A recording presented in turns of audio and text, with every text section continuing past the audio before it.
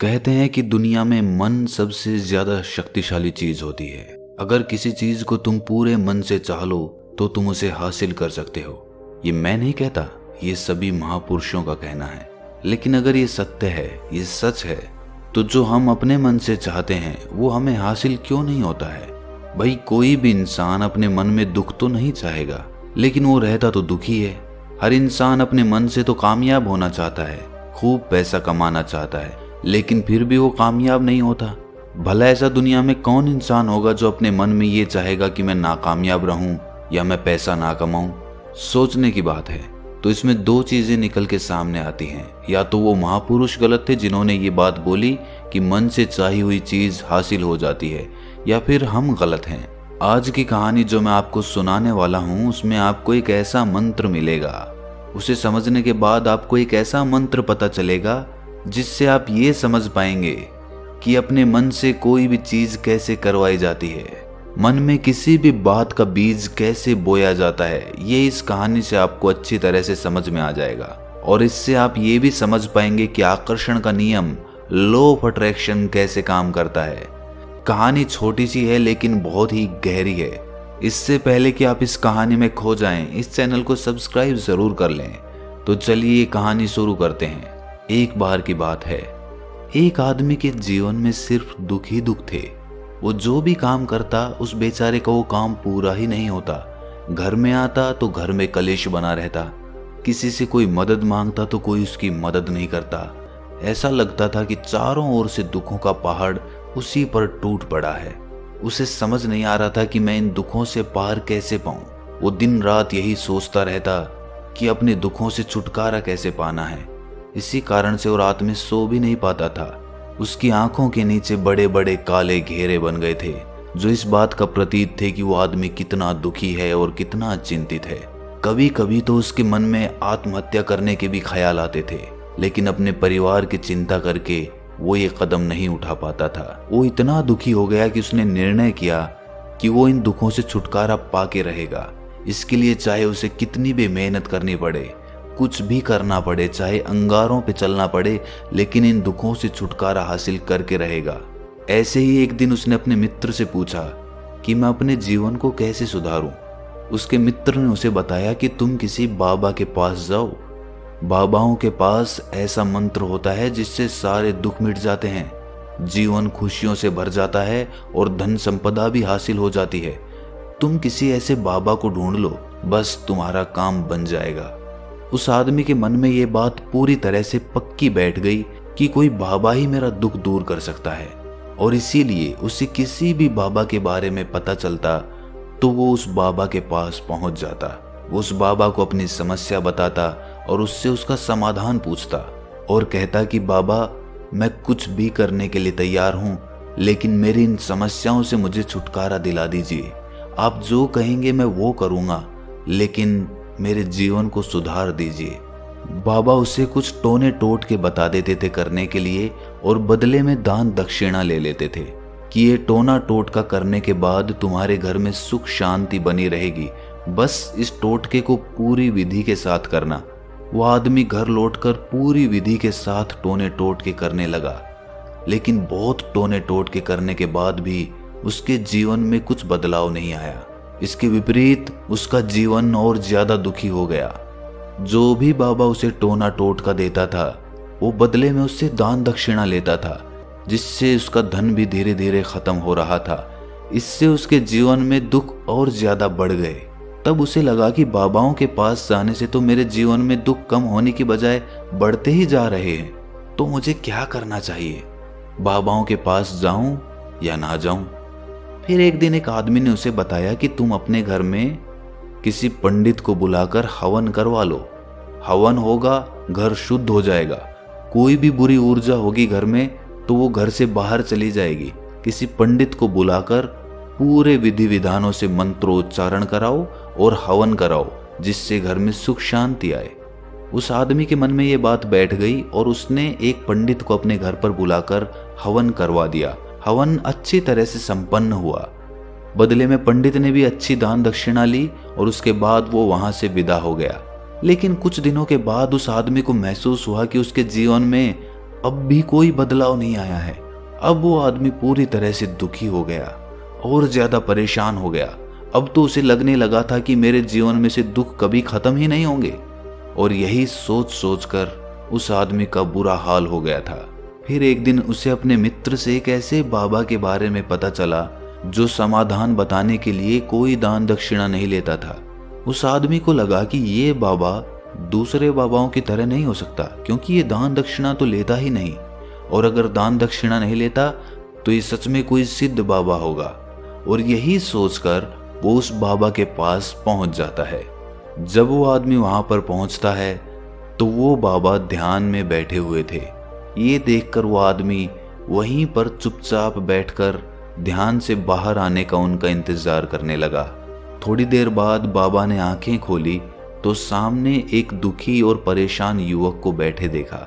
वो उसकी आंखों के नीचे काले घेरे देखते ही समझ गया कि ये आदमी अपने जीवन से कितना परेशान है। उसे संबोधित करते हुए बाबा ने पूछा कि बच्चा, क्या चाहते हो? बाबा के पास क्या लेने आए हो?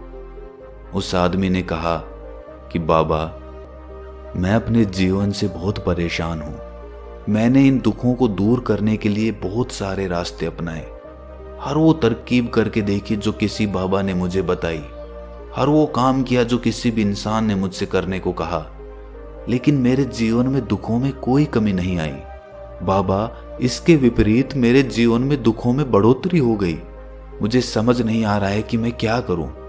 कभी कभी तो मैं आत्महत्या करने की सोचता हूं, लेकिन अपने परिवार की सोचकर मैं ये कदम नहीं उठा पाता। मैंने आपके बारे में बहुत सुना है बाबा, और मैं बहुत उम्मीद के साथ आपके पास आया हूं। कृपया करके मुझे कोई ऐसा मार्ग बताएं जिससे मुझे अपने दुखों से छुटकारा मिल जाए। मैं अपने दुखों से छुटकारा पाने के लिए कुछ भी करने को तैयार हूं। आप मुझे कोई भी रास्ता बताएं, चाहे वो रास्ता कितना भी कठिन क्यों ना हो, मैं उसको पार करके रहूंगा। बाबा ने महसूस किया कि आदमी तो सच में बहुत परेशान है। बाबा ने उसकी बात सुनकर कहा कि बच्चा, दुखों को दूर करने के लिए मंत्र ऐसे ही नहीं मिलते। मंत्र पाने के लिए कुछ करना पड़ता है। तुम कुछ कर सकते हो? ये सुनकर पहले तो उस आदमी ने सोचा कि ये बाबा भी मुझसे दान दक्षिणा ही मांगेंगे, लेकिन और कोई रास्ता ना पाकर उस आदमी ने कहा कि बाबा, आपको जितनी भी दान दक्षिणा चाहिए मैं देने के लिए तैयार हूं, लेकिन आपका मंत्र सच्चा होना चाहिए, वो पूरा होना चाहिए, उसका फल मुझे मिलना चाहिए। उसके बाद मैं आपको जो भी दान दक्षिणा लेना चाहते हो वो दे दूंगा। बाबा ने कहा कि दान दक्षिणा तो बहुत छोटी सी चीज है, मुझे वो नहीं चाहिए। इस पर वो आदमी सोच विचार करके बोला, तो बाबा, मैं अंगारों पे भी चलने के लिए तैयार हूं, आप मुझे बस आज्ञा दीजिए। बाबा ने कहा कि अंगारों पे चलने वाली छोटी चीज मैं तुमसे नहीं कराने वाला। मैं जो तुमसे कराने वाला हूं वो बहुत कठिन मंत्र है, उसे पूरा कर पाओगे? बाबा ने कहा कि बाबा, आप मुझे बताइए तो सही, मुझे करना क्या होगा, मैं कुछ भी करने को तैयार हूं। इस पर बाबा ने उसे कहा कि यहां से जब तुम अपने घर जाओ तो रास्ते में अपने मन में ये दोहराते जाना कि मैं सुखी हूं, मैं सुखी हूं, मैं सुखी हूं। बार बार अपने मन में यही दोहराना, और याद रहे, जुबान पर ये नहीं आना चाहिए, ये सिर्फ मन में दोहराना है। ये सुनकर वो आदमी बोला, बाबा, बस इतनी सी बात, ये तो मैं चुटकी बजा के कर लूंगा, लेकिन इससे होगा क्या? बाबा बोले कि इस मंत्र को करके देखो, वैसे भी तुमने इतने बाबाओं के मंत्र किए हैं, तो इस मंत्र को भी करके देख लो। उस आदमी ने सोचा कि बाबा कुछ दान दक्षिणा तो ले नहीं रहे, और छोटा सा मंत्र है, इसे तो मैं कर ही लूंगा। वो बोला, ठीक है बाबा, मैं ये मंत्र जरूर करूंगा। वो आदमी ये कहकर वहां से उठकर चलने लगा, लेकिन जैसे ही वो चलने लगा, पीछे से बाबा ने बोला कि बच्चा, एक बात याद रखना, जब तुम ये मंत्र अपने मन में दोहराओ तो तुम्हारे मन में बंदर के विचार नहीं आने चाहिए, बंदर का ख्याल भी नहीं आना चाहिए, तो ही ये मंत्र सिद्ध होगा। वो आदमी बोला, मुझे तो आज तक बंदर का कोई विचार नहीं आया, तो अब क्यों आएगा? आप चिंता मत करिए बाबा, मैं बस मन में यही दोहराऊंगा कि मैं सुखी हूं, मैं सुखी हूं। इसके अलावा बंदर का कोई विचार मेरे मन में नहीं आएगा। ये कहकर वो आदमी वहां से चल दिया। वो अपने मन में मैं सुखी हूं, मैं सुखी हूं ये दोहराता हुआ थोड़ी दूर ही चला था कि उसके मन में अचानक बंदर का ख्याल आ गया। बंदर का ख्याल एक बार आया और चला भी गया, लेकिन उस आदमी ने सोचा कि आज तक तो मुझे बंदर का कोई विचार नहीं आया, ये आज बंदर का विचार क्यों आ गया। और ऐसे करके उसने उस बंदर के विचार को पकड़ लिया। वो ये भूल गया कि मुझे क्या मंत्र दोहराना है और वो बंदर के बारे में सोचने लगा।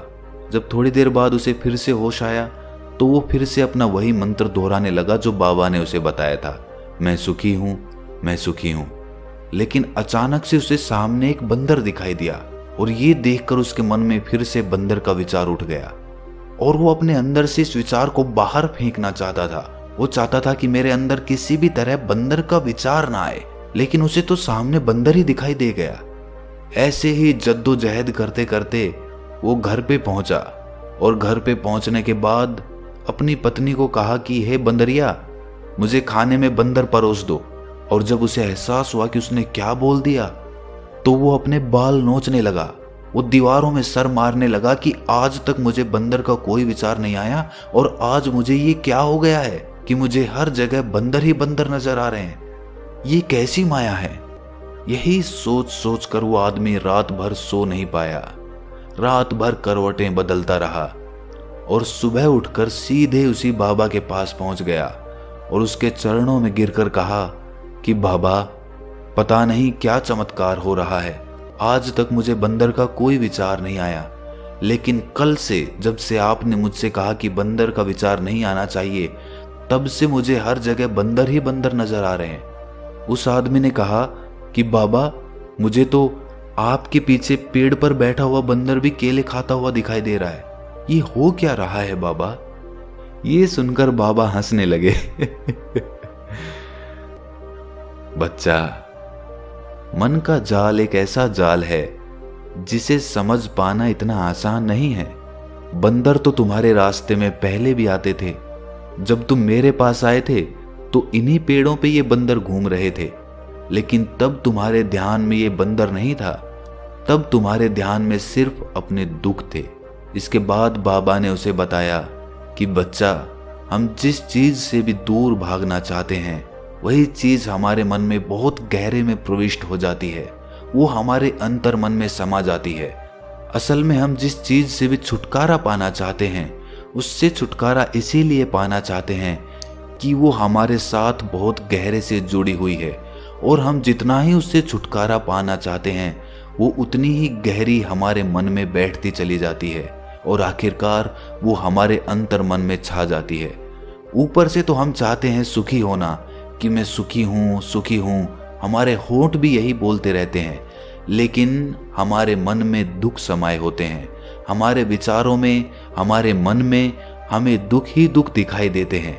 इसीलिए अपनी जुबान से बार बार ये बोलने से कि मैं सुखी हूँ, मैं सुखी हूँ, हम सुखी नहीं होंगे जब तक ये मंत्र हमारे अंतर मन में प्रविष्ट नहीं होगा। इस पर उस आदमी ने पूछा कि बाबा, लेकिन ये मंत्र हमारे अंतर मन में प्रविष्ट कैसे होगा। ये सुनकर बाबा ने कहा कि बच्चा, अपने दुखों से लड़ना बंद कर दो। जब तक तुम अपने दुखों को दूर करने की सोचते रहोगे तब तक वो दुख तुमसे चिपके रहेंगे, तब तक वो दुख तुम्हारे अंतर मन पर अपना राज जमाए बैठे रहेंगे। और जिस दिन तुम उन दुखों के बारे में सोचना ही छोड़ दोगे, उन दुखों से छुटकारा ही नहीं पाना चाहोगे, उसी दिन से तुम्हारी जिंदगी से दुख गायब हो जाएंगे। क्योंकि किसी भी चीज से छुटकारा पाने के लिए हमें उस चीज के बारे में सोचना पड़ता है, और हम जितना ही उस चीज के बारे में सोचते हैं वो उतनी ही गहरी हमारे मन में प्रविष्ट होती चली जाती है। हम अधिकतर समय दुखों के बारे में ही सोचते हैं। हम यही सोचते हैं कि हमारे जीवन में दुख है और हमें इससे छुटकारा पाना है। इसी वजह से बार बार सोचने से वो दुख हमारे अंतर मन में प्रविष्ट हो जाते हैं और हमें एहसास भी नहीं होता।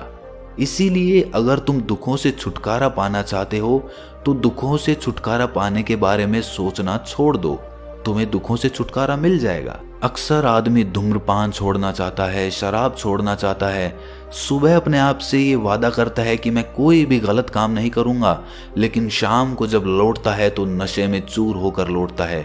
ऐसा क्यों होता है कि जो हम सोच रहे हैं वो पूरा कर ही नहीं पा रहे हैं?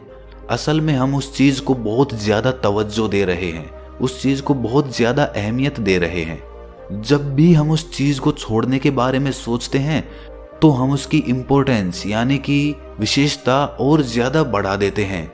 हमारा मन उस चीज के बारे में जितना ज्यादा सोचेगा, शराब या धूम्रपान छोड़ने के बारे में जितना ज्यादा सोचेगा, हमारा मन उतना ही उस चीज के पीछे ज्यादा भागेगा। हमें उस चीज से लड़ना नहीं है, बल्कि बिना सोचे गुजर जाना है।